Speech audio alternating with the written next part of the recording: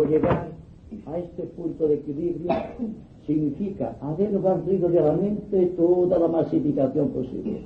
La mente está masificada por todos los conceptos establecidos, por el ambiente, por la tradición, por la herencia, por el código genético, por todo cuanto es una creación de Dios. Y se encuentra de improviso ante una creación de Dios y no sabe qué hacer, no sabe cómo manipular aquella fuerza. Ahí está el proceso que llamamos de angustiosa soledad.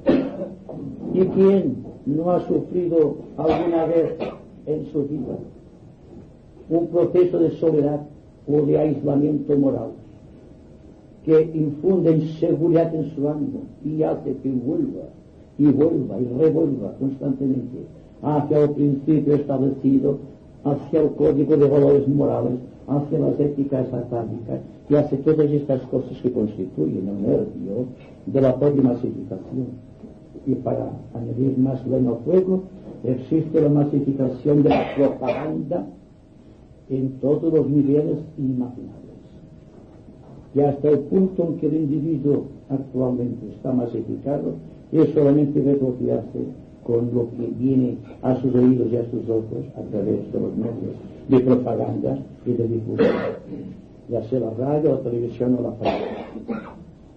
Y como que la persona no tiene todavía establecido una arquitectura perfecta de síntesis, se encuentra limitado en sí mismo, en su propio yo, y tiene el problema de adaptarse a las cosas nuevas con una estructura completamente desfasada, con una estructura completamente vieja que está cayéndose de vieja. Es el peso y el paso de los siglos.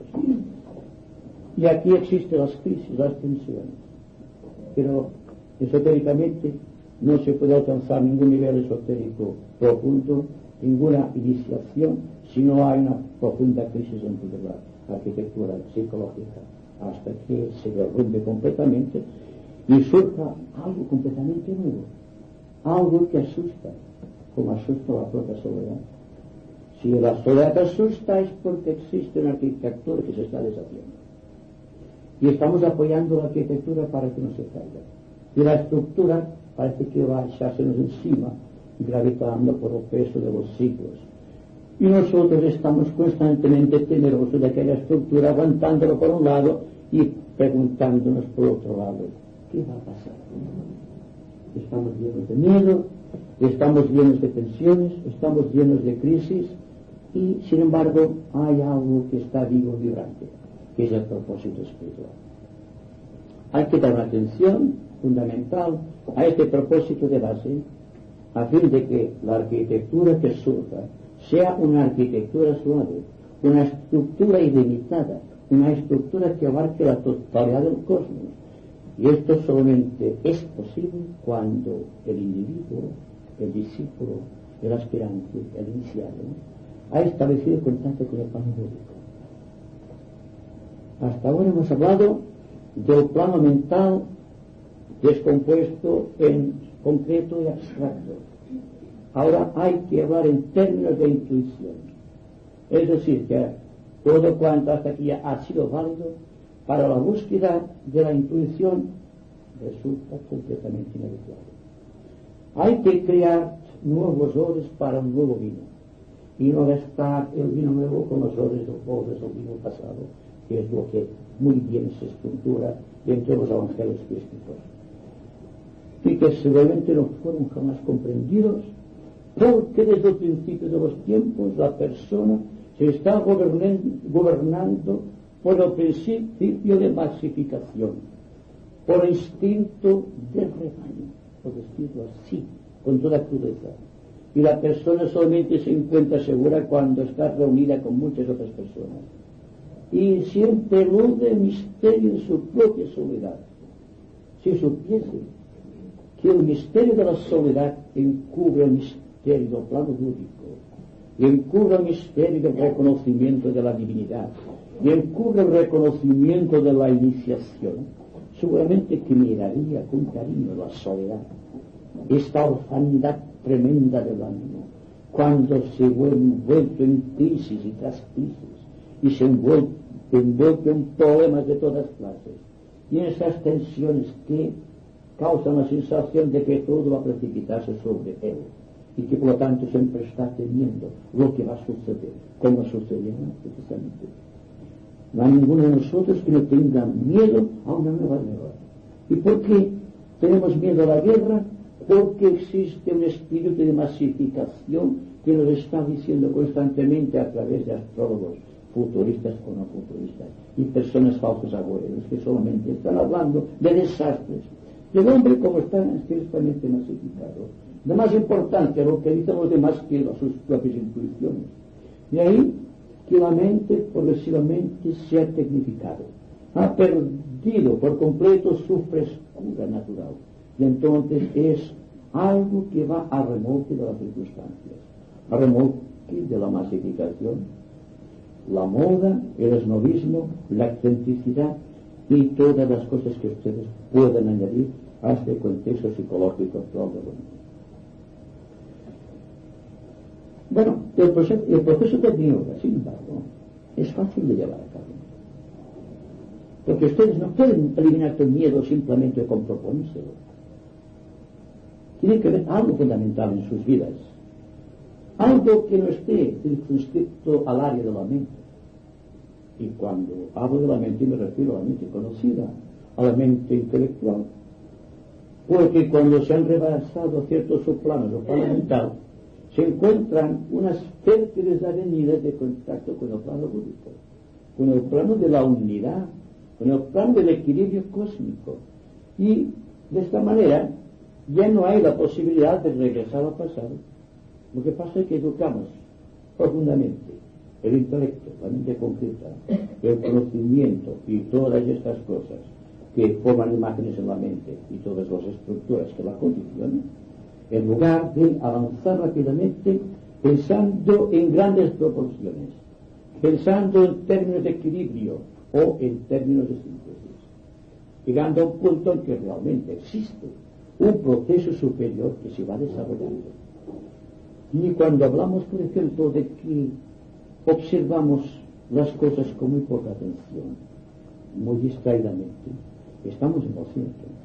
Porque si una persona se da cuenta de que está masificada, automáticamente debe surgir una autodefensa contra la masificación, lo cual derechamente no ocurre. Porque no observamos la masificación. No nos damos cuenta de que estamos siendo masificados constantemente. No nos damos cuenta de que estamos llenos de miedo. Y si nos damos cuenta es para tener nuevos miedos, con el producto de la propia intención, con el propio convencimiento. Y nuestra vida, que podría ser muy feliz aquí en la tierra, es un campo de tensiones, de crisis, de desdichas y sufrimiento. El problema está entonces, ¿cómo y de qué manera podemos surgir triunfantes? No del intelecto, pues el intelecto constituye parte de nuestra estructura psicológica, sino cómo apoyándonos en el intelecto podemos surgir hacia la intuición. Entonces habrá que mirar hacia el intelecto con un nuevo espíritu de renovación, tratando de ser conscientes de todos y cada uno de nuestros conocimientos o de nuestros pensamientos. A ver qué es lo que pasa, qué es lo que ocurre. Hasta aquí nuestra mente deja pasar los pensamientos sin prestarles atención. Solamente existe un proceso de recriminación hacia sí mismo porque pasan los pensamientos y la voluntad no es capaz de detenerlos ni de purificarlos y desvanecerlos en un proceso de liberación. Entonces el intelecto, tendrá que apoyarse, se constituye en una férrea estructura que condiciona todas nuestras actividades de conciencia. Y existe en la vida social parcelas de integridad desconocidas completamente, periodos de soledad incomprendidos, crisis naturales que hay que aceptar noblemente, con toda honradez, y también procesos de emergencia, unos procesos de emergencia a unas alturas realmente cósmicas, que pueden cambiar radicalmente la faz de la tierra, que pueden desvanecer para siempre los aspectos de la guerra, del hambre, de la inseguridad colectiva, que pueden liberar al individuo del inconsciente colectivo o de la subconsciencia racial para ser triunfantes en otro nivel. La intuición no es ni más ni menos, por poco que se observe, que el instinto pasado completamente por el intelecto y ampliamente comprendido. Es decir, que el amor es un instinto natural del hombre, como servicio. Y sin embargo, hacemos una distinción entre el intelecto, entre el instinto y la intuición. Son fases de un proceso. Solamente que cuanto menos nos apoyemos en las memorias del pasado, el intelecto más ampliamente podrá abarcar zonas abstractas. Es decir, que podrá memorizar nuevas formas de convivencia, nuevas formas de conocimientos, nuevas formas de espíritu de sacrificio, nuevas formas de amor. Y no es una negación hablar del recuerdo, sino que nos apoyamos demasiado en el recuerdo a través de las vías de la masificación. Todo esto debe surgir de una u otra manera del seno profundo del propio yo cuando se da cuenta, por primera vez, de lo que significa realmente su vida psicológica. Cuando comprende todas sus estructuras, cuando comprende todos sus significados, cuando no asigna tanto valor a las cualidades como a las intenciones, cuando ve las cosas desde el principio hasta el fin, situándose siempre en el centro de las cuestiones que tiene involucradas en su mente o que tiene involucrada la propia humanidad. Se trata definitivamente de un cambio radical de nuestra conducta, de nuestra actitud ante la vida. Y esto naturalmente nadie puede decirse cómo pudieran hacerlo. Pero deben ser cada vez más conscientes de que están masificados hasta cierto punto. En punto X. El punto X define su constitución psicológica actual. Es aquel punto, esotéricamente hablando, que va desde el centro ajna hasta el centro coronario. Cada cual tiene un punto vibrante entre estos dos puntos, el de partida, el intelecto, el de llegada, la intuición. Y toda su estructura está constituida por un punto determinado dentro de esta línea antacaránica que lleva del intelecto a la intuición. Y desde allí debe ser consciente, digo, y repito, del principio de masificación. Porque cuando hay masificación, el antacarana queda cortado. No existe un puente entre lo inferior y lo superior. Y está completamente bloqueada toda la esfera de influencia de la conciencia. Y entonces es imposible coordinar. Es imposible surgir triunfante de todo este proceso acumulativo del yo a través del tiempo. Y como siempre les digo, dense cuenta de la masificación que viene del tiempo lemur y de la Atlántida y de las primeras subrazas de nuestra propia raza. Hágase cuenta de que no se ha evitado la guerra, de que estamos compitiendo los unos con los otros, de que existe hambre. En un mundo donde hay de todo, se está pasando hambre. ¿Se dan cuenta? Entonces todos, de una u otra manera, hemos contribuido al malestar mundial. Y si queremos evitar la guerra, habrá que pensar en términos de paz, amar en términos de paz, llevar siempre la paz en nuestro corazón. Y cuando tenemos paz en el corazón, no nos asustará la guerra, ni crearemos la guerra en nuestros corazones y en nuestras mentes. Hay que ser muy conscientes cuando entramos en el camino espiritual, cuando empezamos a surgir, digamos, del centro espiritual de la vida, de este centro esotérico sublime, de que mantener tenso nuestro ánimo dentro del propósito de realizar cosas grandes, ¿no? Y no quedar limitados, circunscritos dentro de la masificación, dentro de la pluralidad. Lo que vamos a conseguir con Agni Yoga es ser originales, es ser creativos. Y cuando existe originalidad, cuando existe una individualidad creadora, todo el campo de la conciencia cambia radicalmente. Entonces se convierte el hombre en el arquero que lanza la flecha lo más cerrada posible para llegar a un punto dentro del inconcreto de la vida donde se conecta con la propia divinidad. Ahí está el proceso, ahí está la responsabilidad, ahí está la estructura, que no es estructura, sino que es algo que no puede ser explicado con palabras porque surge de la propia nada de Dios, que es el plano búdico y que es el Agni Yoga. ¿Hay alguna pregunta? Atma, o sea que el Agni Yoga es un puente entre Atma y Buddhi, entre el conocimiento, el pensamiento concreto, este puente entre un pensamiento, entre el pensamiento concreto y la intuición superior. Sin cambio, no sería quizás que este eleva la intuición al intelecto o hace esta intuición intelectiva, es decir, uno se queda donde está un poco. Es que no acabo de comprender porque estaba pendiente de mí. Si digo que, bueno, dices, Agni Yoga es el puente entre Atma y Buddhi, entre el... No, Atma Buddhi, no, entre manas. Manas, perdón.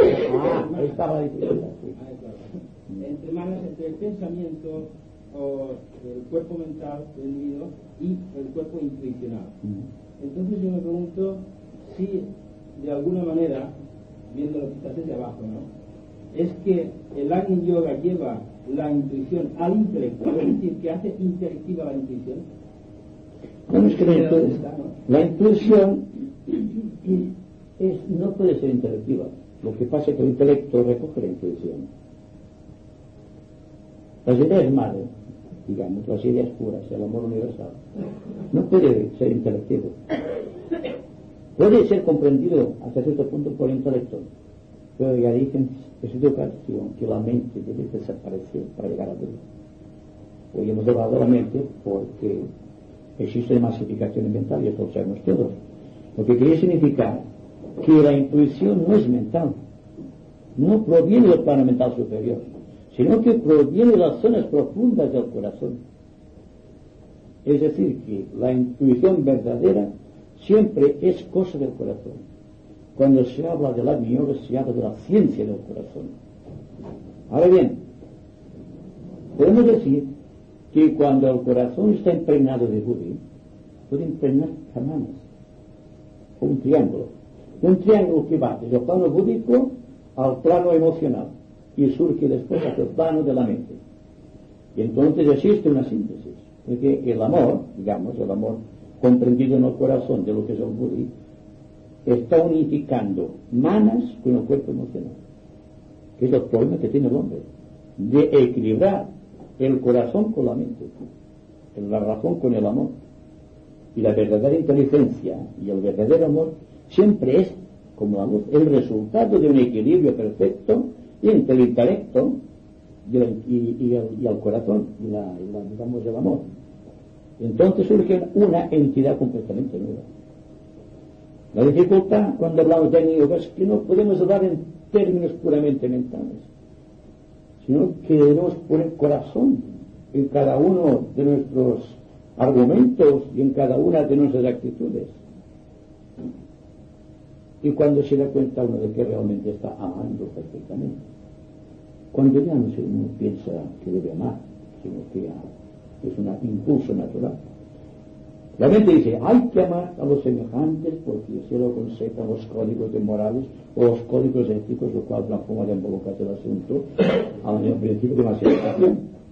Pero si existe una persona que realmente ama, el intelecto no existe. En la efusión de amor desaparece el intelecto. Es decir, que el corazón se ha remontado a las alturas de Buddha. Ahora bien, si queremos hablar sobre el corazón, habrá que recurrir al intelecto, que habrá una limitación del amor a través del intelecto. Es decir, por muy bien que exprese la idea del plano búdico, solamente será una idea mental porque debo yo formular todas mis intuiciones a través del intelecto. Y naturalmente, el intelecto es tridimensional, de acuerdo con la posición del cerebro. Y por lo tanto, cuando hablamos de una sexta dimensión, como es el plano búdico, nos vemos obligados a utilizar unas reservas de energía que es más la intención del corazón que las propias palabras. Y aquí hay que reconocer cuando realmente se está estructurando en grupo una forma práctica de Agni Yoga. Cuando existe un gran silencio, cuando existe una gran expectación, Cuando existe serenidad y plenitud, entonces, sin darnos cuenta, estamos practicando amor. Pero la mente ha quedado vacía. Solamente es el corazón lo que habla. Es Buda, a través de nuestro cuerpo emocional, quien está tratando de llevar al mundo algo más fresco y más dulce, más sublime de lo que conocemos. Sí, ¿nos podrías hablar un poco del proceso de crisis que se sufre en el aspirante espiritual? Pasa a través de una etapa de duda y desconfianza del mundo exterior que le sirve posiblemente para una afianzación, o sea, para afianzarse con más fuerza en su yo interno y a surgir con mayor potencia al mundo externo con luminosidad espiritual. Sí. Cuando el individuo enfrenta una crisis, nunca se presenta las causas, nunca pregunta las causas de la crisis, sino qué remedia la crisis. Y como que ha cerrado sus avenidas de contacto consigo mismo, busca la masificación. Existe intelectual, aquello que ha aprendido, aquello que le han enseñado, aquello que le fue revelado quizá, o quizá algo que tiene que ver con su código genético, porque cada cual se debe a un código genético y actúa de acuerdo con él en sus relaciones con el plano físico. Pero toda crisis es inevitable cuando existe un cambio de nivel.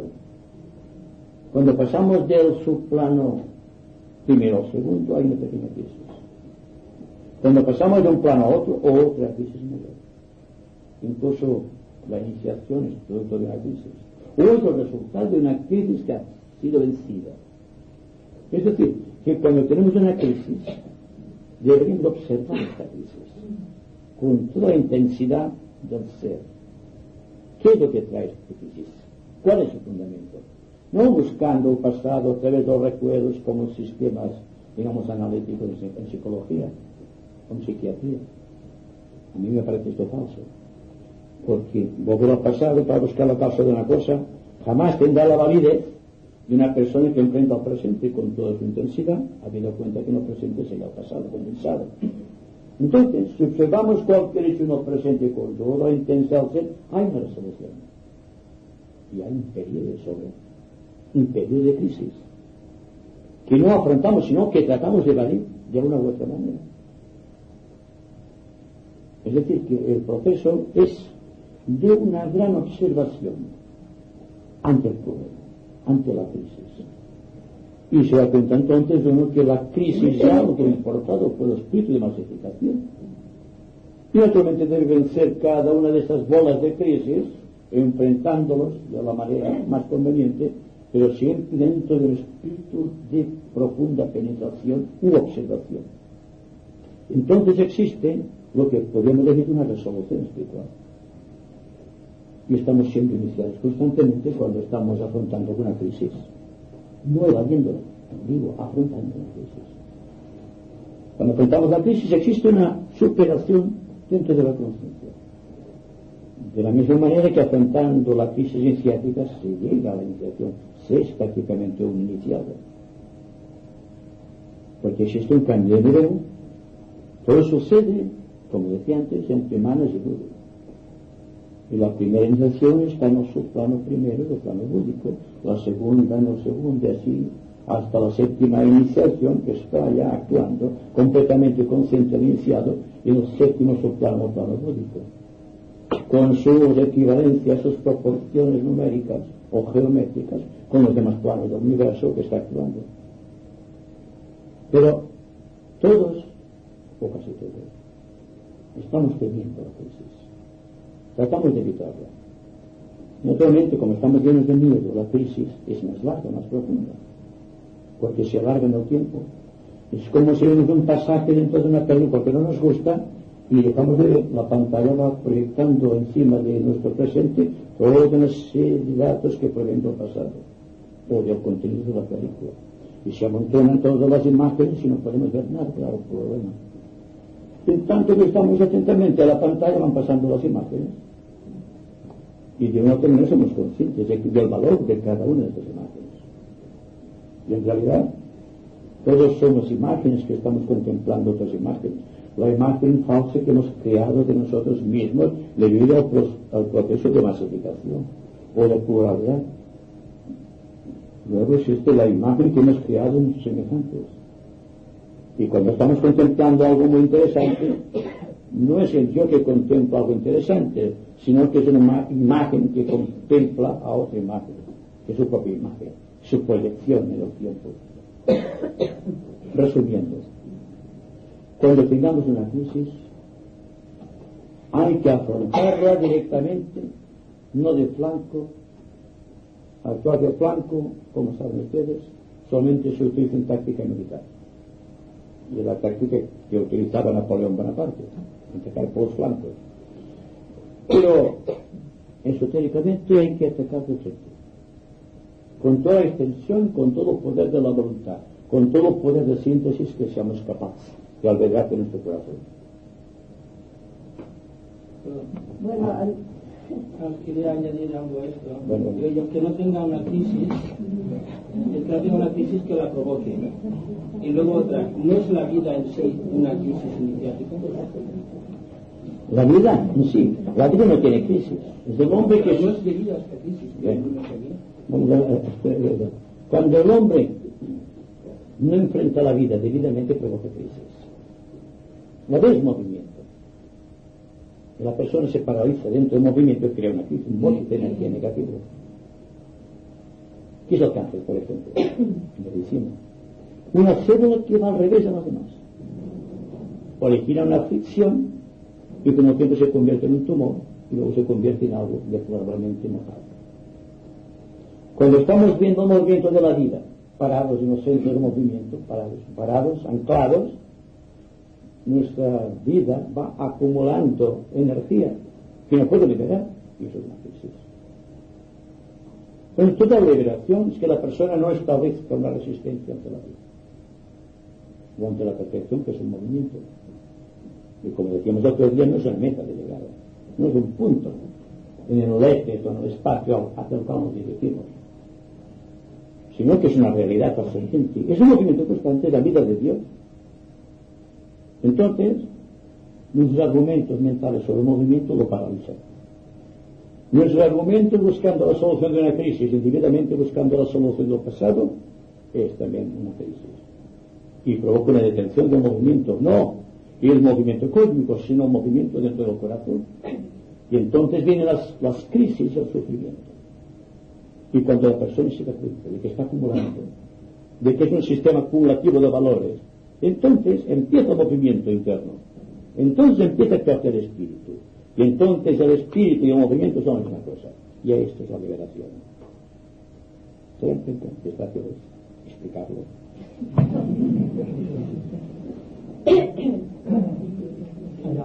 Sí, dígame. Mire, yo primeramente quisiera hacerle una observación.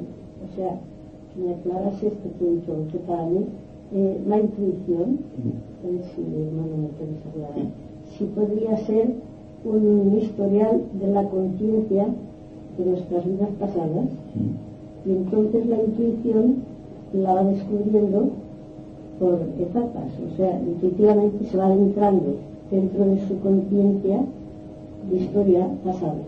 Podría ser eso. No, la intuición es su presente, no tiene que ver con lo pasado.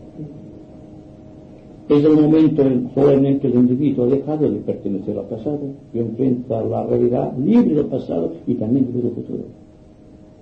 Porque claro, el recuerdo nos enlaza al pasado, pero la esperanza nos atrae al futuro. El pasado nos da miedo por lo que hemos podido hacer ante nuestros conocimientos y la responsabilidad kármica. Pero hacia el futuro tenemos el problema de que será mañana de nosotros, lo cual es otra forma de masificación. Uno se masifica en el pasado y otro se masifica en el futuro. Hay unas promesas de la reencarnación, no es que la niegue, por favor. Y la gente dice, bueno, como que hay la reencarnación, pues no hay problema. Y el pasado pasa lo mismo.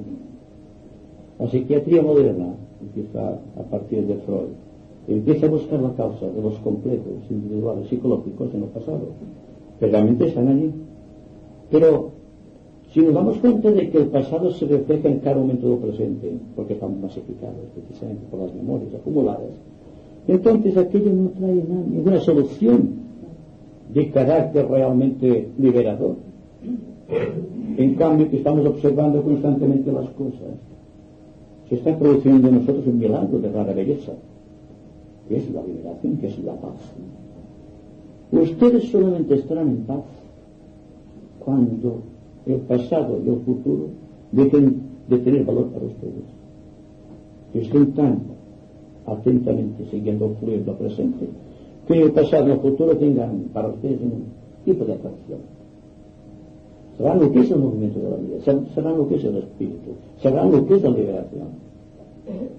Pero luego cuando estén dentro de esta paz, empiezan a argumentar sobre la paz, porque entonces se ha perdido la paz, el éxtasis que acompaña la paz. ¿Qué es lo que estamos diciendo siempre? El yoga es un movimiento, y hay que seguir este movimiento sin paralizar ningún tipo de disciplina. Hemos nacido para estar atentos. No es una disciplina, es una orden natural. Es un proceso que sigue el propio Dios y está atento a su universo. ¿Por qué no estamos atentos a nuestro pequeño universo? Claro, dejamos de estar atentos y sobreviene la inseguridad. Y cuando sobreviene la inseguridad, empieza el temor. Y cuando tenemos temor, viene la desesperanza. Y viene un miedo a la idea de lo que va a suceder. Yo no tengo miedo. ¿Por qué? Porque no pienso en que pueda existir la remota posibilidad de una guerra. Porque yo no la provoco. Y cada cual debe vivir de esta manera, no provocando la guerra en su interior. Y la guerra no se producirá. El maestro tibetano en el siglo pasado hizo una declaración.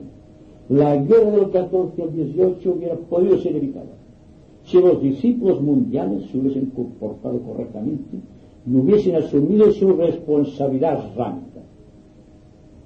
Así que él hace responsables a los discípulos de las ramas y no a la propia humanidad de lo que sucedió y lo que sucedió después. Porque la guerra del 39 al 45 fue la continuación de la guerra del 14 al 18, como aquellos que fueron de las guerras pasadas. Y naturalmente, como estamos ampliamente masificados, como se refiere a nuestro grupo de masificación, y nos decimos esto o lo natural. Y si nos decimos ocultistas o esotéricos en un plan de masificación, estamos negando la sucesión. O los partidos, o los gremios. Siempre que exista un espíritu de dependencia de la masificación, no puede existir movimiento, no puede existir liberación, no puede haber paz dentro del corazón. ¿Podéis hablar un poco sobre la situación masificada que existe en todas la gran mayoría de movimientos espirituales, sectarios, cualquier otro tipo, en el cual los individuos lo único que hacen de alguna manera es competir virtualmente con los otros compañeros, fraternalmente, con nuestra que son más espirituales? Yo tenía un grupo de amigos espirituales y los ponía a vivir durante una semana juntos. A ver qué sucedería. Porque una cosa es la idea de comunidad y otra cosa es el espíritu de comunidad. Aquí estamos todos muy bien ahora en estos momentos. Supongan ustedes que vivimos juntos en una torre abandonada, con todos los problemas que carrea, la comida y todas estas cosas. No sería lo mismo que estar ahora aquí sentaditos escuchando a una persona que haga cosas que quizás nos puedan interesar y que existe una especie de paz y fraternidad. A lo mejor no pasa nada, pero surge a uno que quiere ser un líder. Y si eso pasa así, un grupo hay uno que... Y este yo es el fruto de la masificación de Dios. Es un pueblo gravitatorio, egoísta completamente. El líder debe prácticamente desaparecer del mundo. Debe quedar auténticamente una jerarquía espiritual. No será una jerarquía impuesta por los hombres, sino por los dioses. De ahí se está argumentando últimamente acerca de la exteriorización de la jerarquía en la tierra y del advenimiento del Cristo del avatar, Y me pregunto qué es lo que hacemos nosotros para preparar esto. Hay tensiones y conflictos. Y no hay ninguno que no tenga problemas familiares o problemas de base económicos, políticos o sociales o como sea. O problemas de inadecuación o ritmo de la vida. Entonces, naturalmente, hablamos del yoga como de una cosa que a lo lejos. Sí, porque hablamos del plano búdico como si fuese una remota hipótesis. Y para mí esto es una realidad. Por lo tanto, hay que empezar fundamentalmente a dar valor a aquello que antes creíamos muy lejos de nosotros. Y a tener más fe en nosotros mismos. Y darse cuenta de que podemos hacer mucho más de lo que hacemos. Y de que si nosotros nos comportamos correctamente, todo cuanto sirve a nuestro alrededor será correcto. La paz no se puede infundir por las palabras, sino por los hechos. Y si una persona tiene paz, irradia paz. Es lo mismo que la flor que se delata por su perfume, ¿verdad? Pues cada uno de nosotros tendría que dar un poco de este perfume a la vida. En tu libro de la yoga comentas de una forma muy práctica y sucinta una relación puramente física de observación del sol orientado dentro del corazón. ¿Podrías ampliar un poco más esto? No me acuerdo. Pero son físicos. Sí, orientarlo como un rayo que se dirige dentro del propio corazón físico. Bueno, no, me refiero al plano búdico. Que los rayos del plano búdico se infunden en el corazón cuando no existe la barrera mental. Es decir, que la barrera establece una serie de prejuicios. Y el prejuicio entonces detiene aquel rayo del sol que proviene del plano búdico y tiene que despertar progresivamente cada uno de los 12 pétalos que constituyen el chakra cardíaco. Pues entonces no se trata de que exista una cosa que paralice, sino la mente que obstruye. La mente quiere gobernar, quiere ser el líder, la mente, y no es el líder. La mente solamente está capacitada para conocer cosas, para memorizar y para analizar las cosas también, pero no sabe. El corazón sabe. ¿Y cuántos de nosotros sabemos sin pasar por el conocimiento intelectual?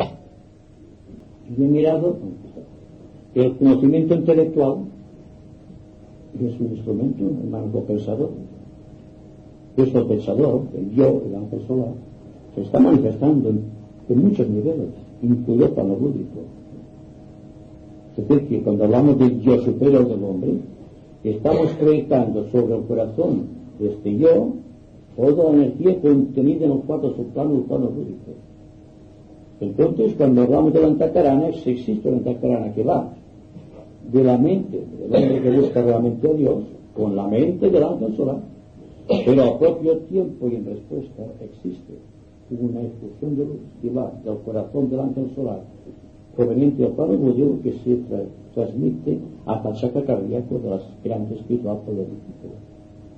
Existe un movimiento constante de alta frecuencia vibratoria y a veces escapa a nuestra propia medida de captación. Ten en cuenta que las cosas que suceden aquí y a nuestro alrededor se realiza a la cantidad de 300.000 kilómetros por segundo, a esta velocidad.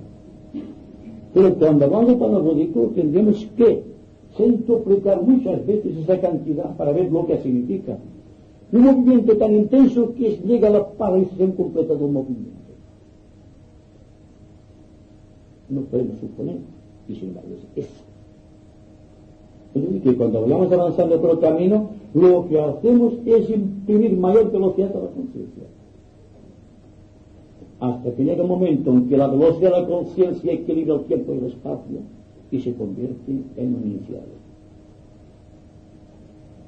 ¿Es difícil de comprender esta idea? Vamos muy lentos.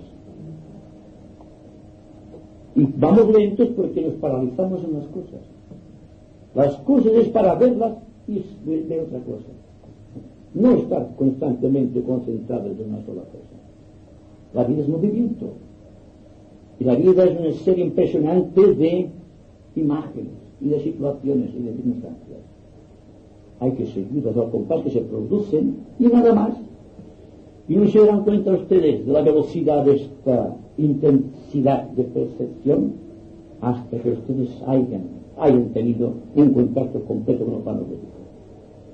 Se dan cuenta de lo que es movimiento, y el movimiento tan extraordinariamente rápido que produce liberación y produce la paz.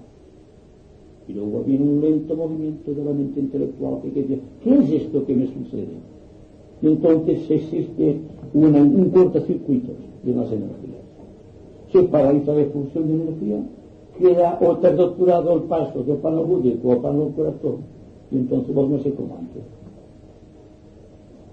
Pero dense cuenta que si ustedes están observando constantemente lo que pasa sin detenerse en ello, verán cómo ustedes no tienen necesidad de tomarse píldoras para el sueño o para efectuar el proceso de intravisualización como de visualización de lo que han hecho durante el día, tal como aconsejan algunas escuelas esotéricas.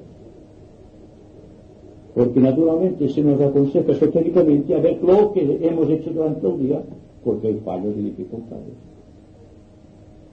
Porque hay cortocircuitos, ¿verdad? Y el maestro dice, a ver cuántos circuitos has creado durante el día. Y la persona, el técnico, está mirando los cortocircuitos. Pues bien, si no provocamos cortocircuitos llenos de atención durante el día, la mente llega a una ser llena de paz, de tranquilidad, completamente vulnerable al plano búdico. Y entonces tendremos otra conciencia de síntesis. No será conciencia de pluralidad, será una conciencia plena de originalidad y singularidad.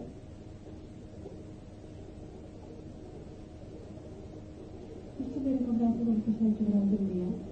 Sí. Yo sé que algunas escuelas dicen que se haga, pero a la inversa. ¿Es esto correcto?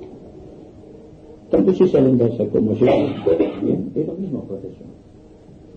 Pero se aconseja esto, esotéricamente, porque cuando dejamos el cuerpo en el momento de la muerte, el alma recopila todas sus experiencias, no desde el principio hasta el fin, sino desde el fin hasta el principio. Lo aconsejan las escuelas esotéricas para prepararse el alma para después de la muerte, para que no tenga problemas y la recapitulación sea más rápida. Sí, si nos pudiera, antes hablado del avatar. El mensaje, evidentemente, como tú has dicho, será proporcional, es una explosión de realidad. ¿No crees tú de alguna manera que los que ahora actualmente lo proclaman después quizás igual lo practican? Todo depende, como digo, de los discípulos. Si Pedro que amaba a Cristo lo negó 3 veces, los demás cuántas veces lo negarían hasta la crucifixión.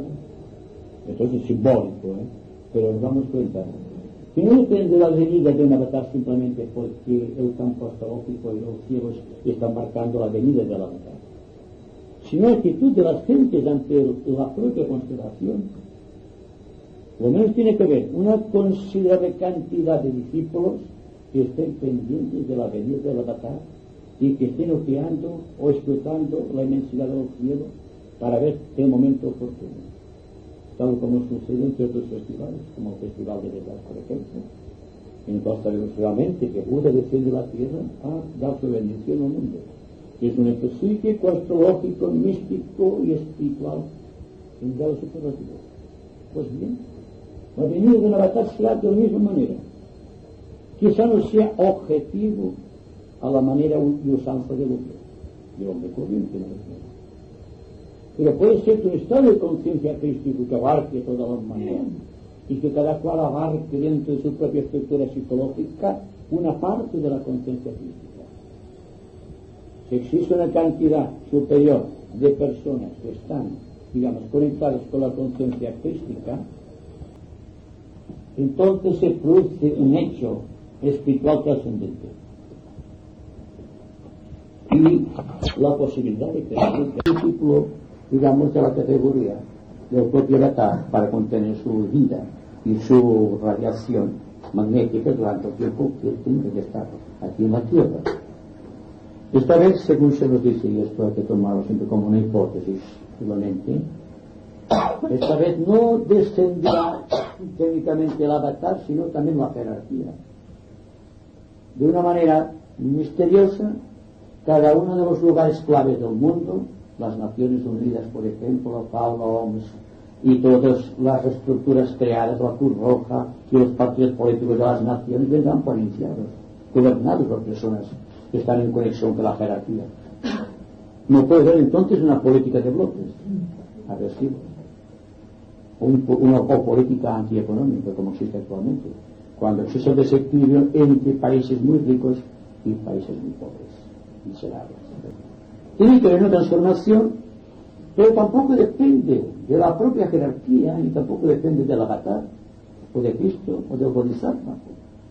Depende fundamentalmente de nosotros, de los seres humanos, de los que conocemos, y de cómo nos comportamos diariamente con los semejantes, de cuál es nuestra actitud mental frente a la vida.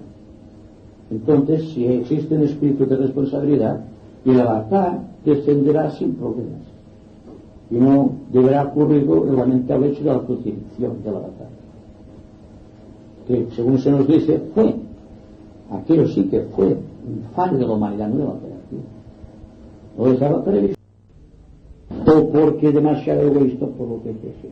El caso es que hubo, como ustedes saben, la dramatización desde el nacimiento hasta la crucifixión, y después eso se ha constituido una serie de misterios teológicos, de misterios místicos de todos los calibres que ustedes pueden asignar.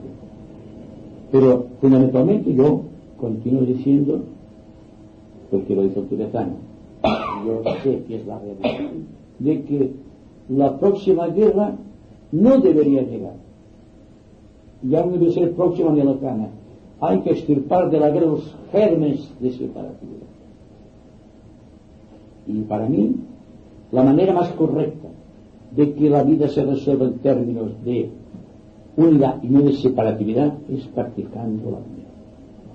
El Agni Yoga es un nombre que se da una actitud de conciencia, porque después del Agni Yoga existen yogas superiores, que es los que manipulan los adeptos de los grandes shuanes de rayo y los grandes lobos planetarios. Pero no podemos hacer nada con estos yogas.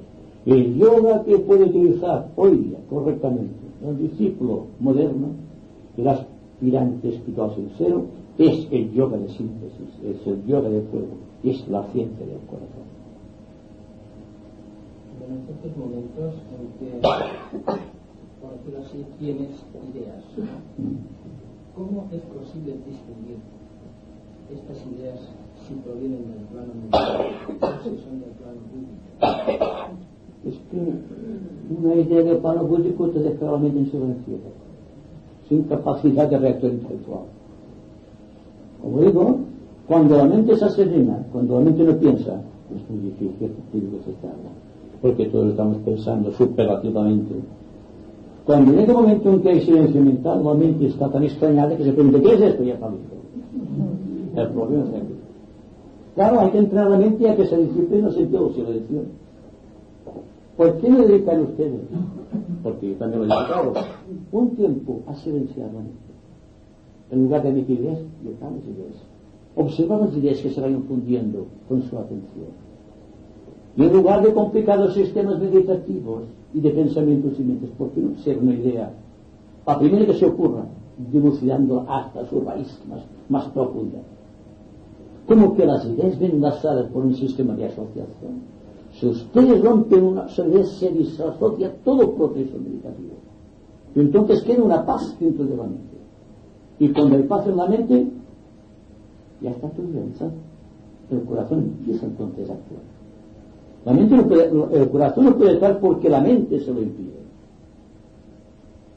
Es decir, que hay que pensar cada vez más en términos de corazón, en términos de síntesis, en términos de equilibrio.